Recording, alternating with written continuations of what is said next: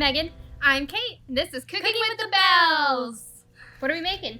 All right, today we're going to do root beer floats. It felt just kind of summery, refreshing, kind of reminded me of my childhood, especially those like childhood barbecues that my immediate family would have as a kid. And Memorial Day, 4th of July. Yes. These recipes are going to be perfect for that. Absolutely. So, in my glasses, these are pint mason jars, as anyone that watches this a lot will know by this point. In mine, I just have a scoop of my favorite vanilla ice cream. In Megan's, we have a scoop of vanilla coconut ice cream so that we are completely dairy-free for her. And then I should have opened this off camera because I'm always awkward. And you can do more or less ice cream. We just prefer one scoop because we like to still be able to taste that root beer flavor. We don't want it to be overly creamy. Yeah, we like enough ice cream that it gives it a creamy texture but doesn't like overtake the flavor or the amount of root beer we have going. So then I'm just going to take our root beer and fill up the glasses. Easy peasy, and like always, it's going to do all the foamy bits just because of the ice cream.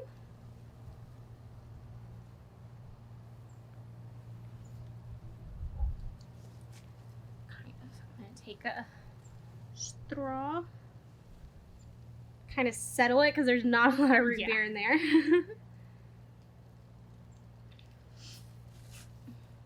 Right.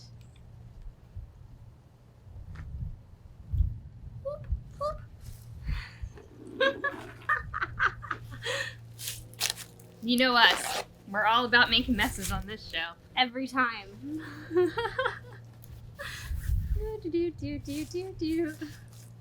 And now that we already drank part of our root beer float, cheers! I haven't had a root beer float in so long because of being dairy free, so this really, really hits the spot. Yes. I just love it because it's like, it's root beer, but it has like creaminess and like that hint of vanilla ice cream, which is just different from vanilla, which seems weird to say, but it's, I don't know how to describe it. And honestly, it doesn't really matter what brand of root beer you're using because that creaminess adds to it, so you can use a nice store generic root beer. You can use a more higher end root beer if you wanted, because of course root beers taste differently, but that I feel like the ice cream really covers up a lot of flavor, so it doesn't really matter. Yeah, I agree.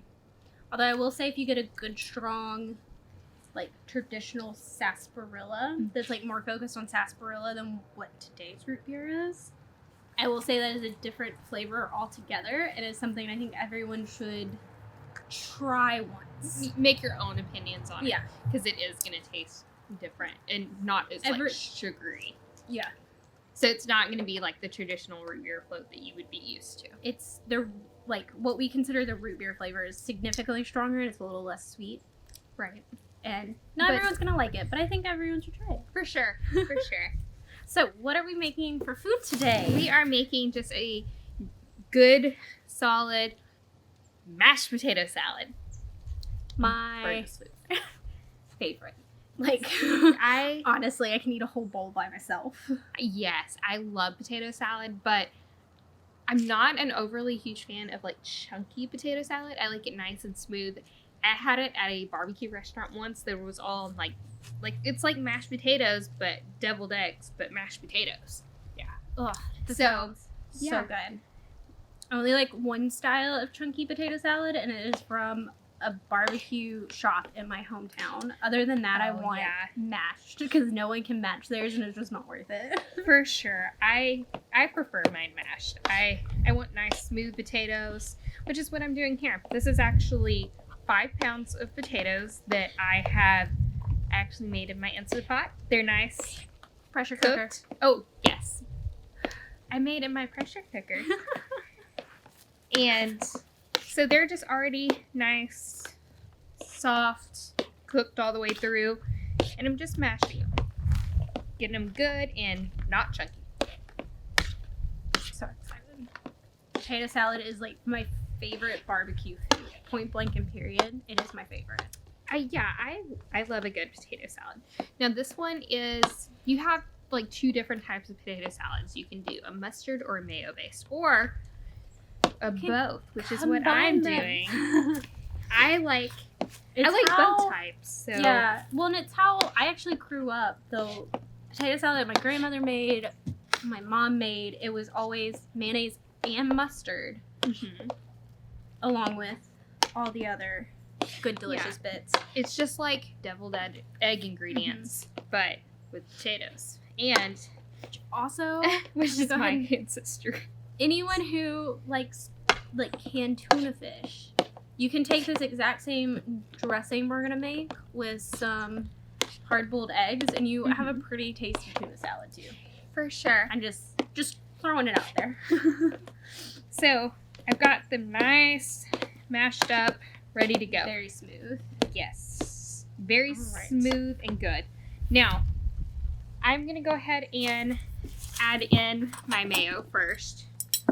I generally, for you. Thank you. Depending on how many potatoes you made or how big your potatoes were and that kind of thing, it's going to depend on how much mayo you want and how creamy you want it. I'm going to start off with about a cup, maybe a cup and a fourth of a cup. So that's probably a cup right there. I'm just going to add just a little bit more. So that's probably a fourth of a cup. Go ahead and get my potato masher out of here. And I will say because it is heavier in mayo, the type of mayo, or if you prefer salad dressing over real mayo, will determine the flavor a little bit. Yes. Yeah, especially because if you're using like a salad dressing instead of mayo, it's going to have more of a tang. Yes. And so you might want to use like less mustard or less pickle relish. So I'm going to go ahead and get this all incorporated.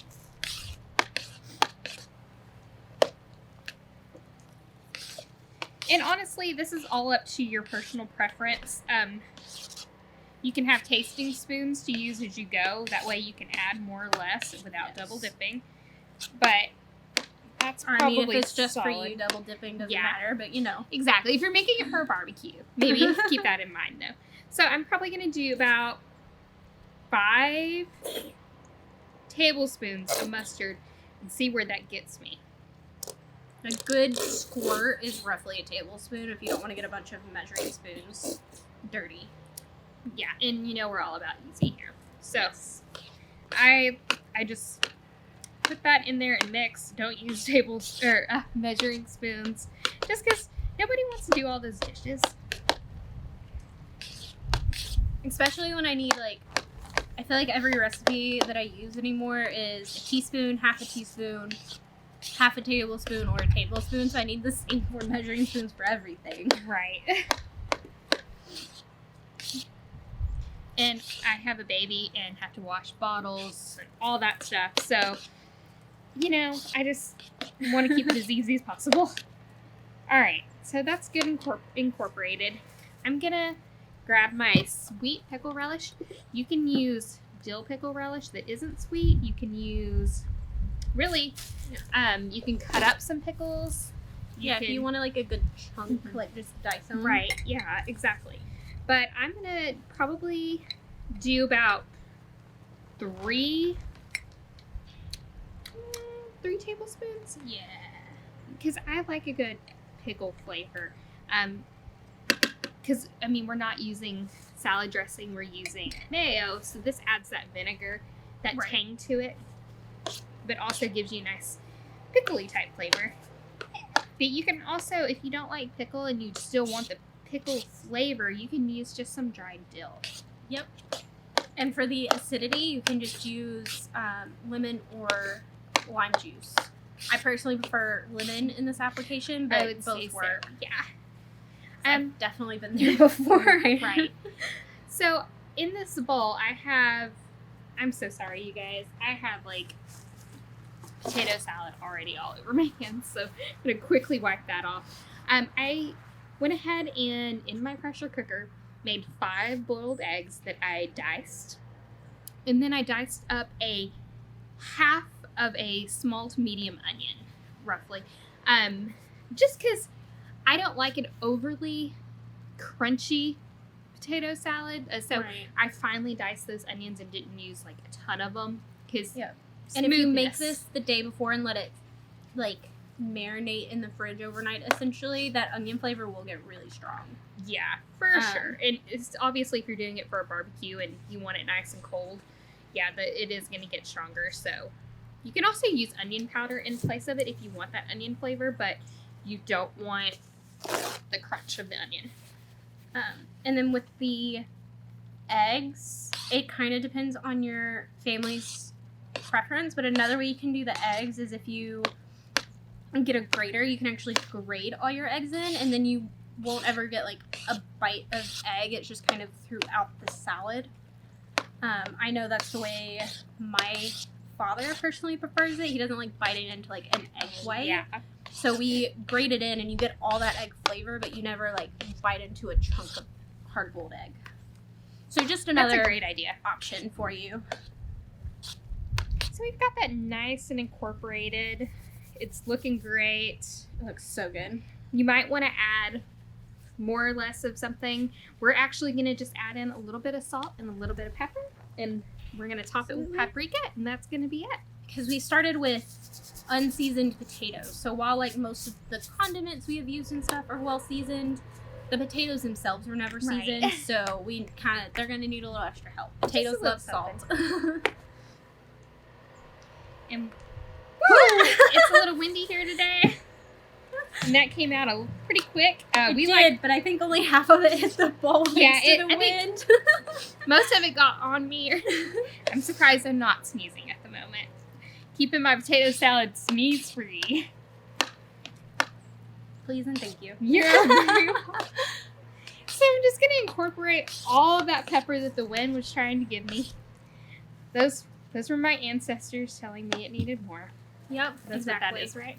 So I'm going to just top it with paprika like you would a deviled egg. It's going to add a nice, beautiful color. It's going to add just a little something extra. Beautifulness. I love that so much. I just want How like about a picture of it. It is a gorgeous, gorgeous dish. I'm going to add just a couple spoon here's for us. And then I'm going to move this out of y'all's way so y'all can watch us eat. That's what y'all are here for, right? So excited.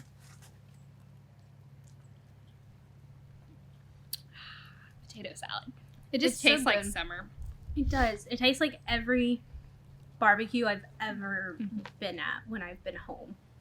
Like, someone always brings a potato salad. When you're in East Texas, there's always a potato salad. For sure. I'm so sorry, you guys. My nose is running a little there from that pepper. Pepper in the cold wind. Yes. The temperature outside today, we're almost to 70 degrees, but the wind is quite chilly.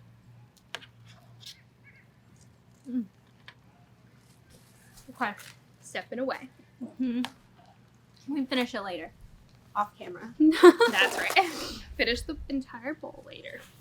But yeah, I feel like that's it today. It's so simple, so easy. That was a quick episode. Yeah, quick to throw together, leave it in your fridge for a day or two, and then take to your barbecue. That's right. I love it. So, like always, if you enjoyed the video, we maybe taught you something, or if you just happen to find entertainment in all of our goofiness, If you liked seeing Please. all the pepper blow my way, or the root beer float catastrophe, please consider hitting the like button down below. We appreciate it a lot. and if you want to see more from us, also think about subscribing, which you can find that below. If you're already a subscriber, thank you. We appreciate you being here. We appreciate your support. Yes. And as always, comment down below things you want to see from us, things that you enjoyed about our video, and those types of things. I'd also be interested to know who likes creamy potato salad and who likes chunky potato salad. I'm also interested in knowing if our friends up north, do you guys eat potato salad? Is this just a southern thing at our barbecues? I want to know. And also, I'm very curious, because of our science experiment. Did anybody actually make a volcano for like science fair and like have that kind of explosion? My mom was like, "We're not doing that," and we made solar system. I did something with like dioramas. plants. I don't even remember now. But tell us. And also, you can find the links to these recipes that are going to take you directly to our website down below as well. And I think that's it. So we'll see you next time. Bye. Bye.